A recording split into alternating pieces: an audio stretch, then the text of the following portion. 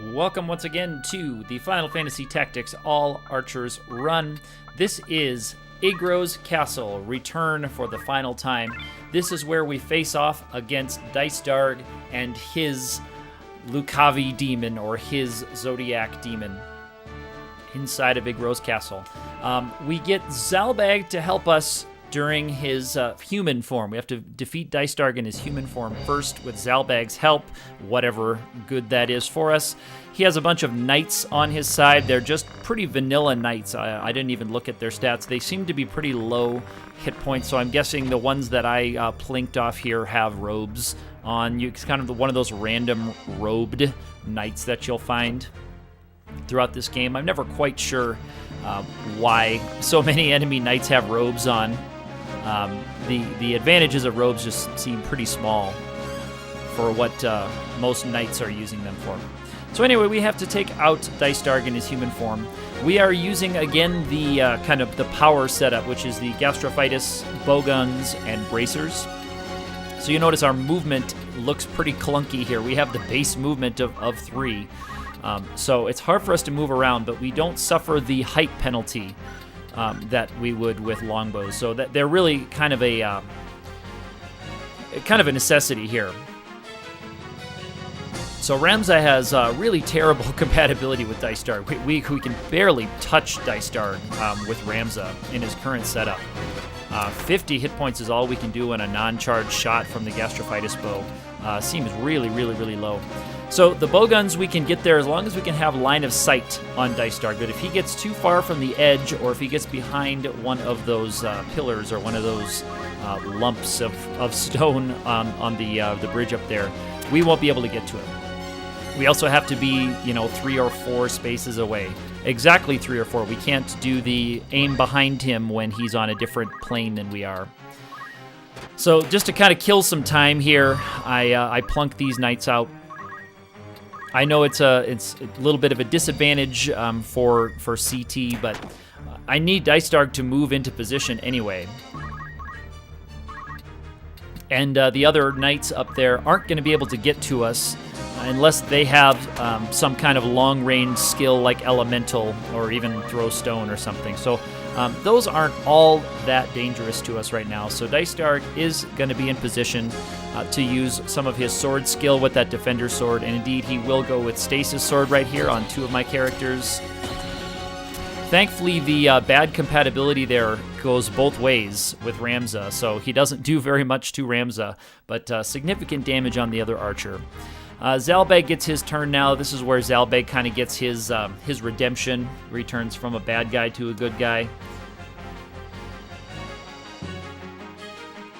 Where he was kind of on Dicedarg's side for most of the story of this game, and until just recently when he discovered that it was Dicedarg, or he'll know for sure Dicedarg killed their father soon, but he suspects that that's the case here. After seeing that their father was indeed poisoned by moss fungus mushrooms. And so Dicedarg's in a position where we can hit him, but Ramza has to move just a little bit before we can pop him. He needs to be 3 squares away. And he's in good position for us to start pumping some more damage into him.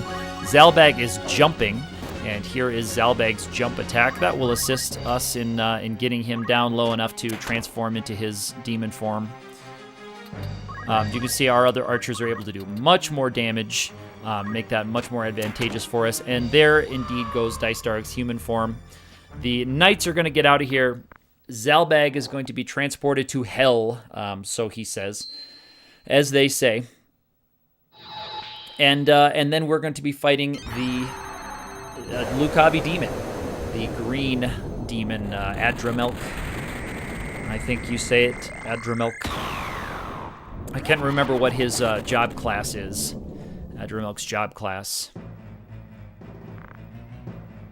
And he does tell Zalbag here that he killed their father.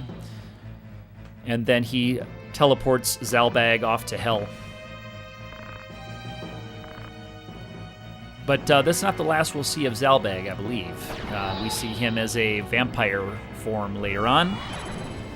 So we have to pump a bunch of damage again, 1,000 plus damage into this guy. He does have summon magic that he can use on us, and we're still suffering from the height disadvantage here. Not that it impacts our range, but it makes it harder to hit him, especially if he moves away. We only have a narrow radius that we can whack him with, so we can get a few planks on him here this round. Luckily, our speed is much nicer than his, so we can get turns much more quickly than he can, especially if we are not moving and acting in the same round. So you'll see sometimes I'm using that technique to do less, to get those turns to come up faster, to take advantage of his slow speed. Here, Orlando, I was going to see if I could get him into line of sight, but we couldn't quite get him there. And charge is not going to work on this first round, as it often doesn't on first rounds of battles. CT disadvantage, or the CT starts pretty equal in first round, so it's harder for us to get charges in. But we get a really nice round of damage here on the first round. While we're all here together, we all get actions, we're all lined up nicely. Ramza's still not doing as much damage as the other characters because of his alignment, but certainly more damage than before. Mustadio gets a really, really solid crit, almost 300 damage on Mustadio's critical hit. All right, so here comes a big summon spell. That was a huge radius summon spell. Luckily, most of our characters are going to get a turn before that summon spell fires off. We can't quite hit him behind there. He found a really, really nice tile to hide behind, I have to say. I have to give him the credit where it's due. Our jump is not quite high enough to actually get up onto that platform.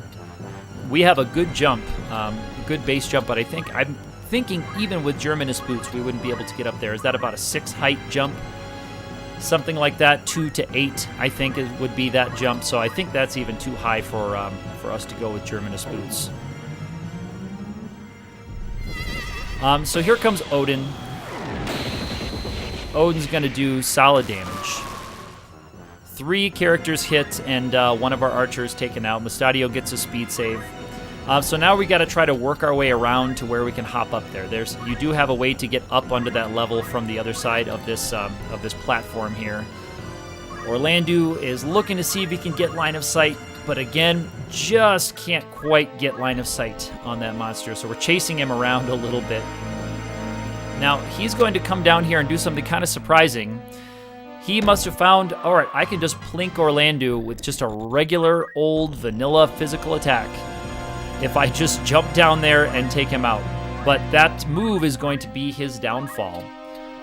Coming down there with a regular physical attack on Orlando is going to be what ends this monster, because now the much faster archers are going to be pounding him as fast as we can with everything we've got, and he's now going to be in easy range for most of us.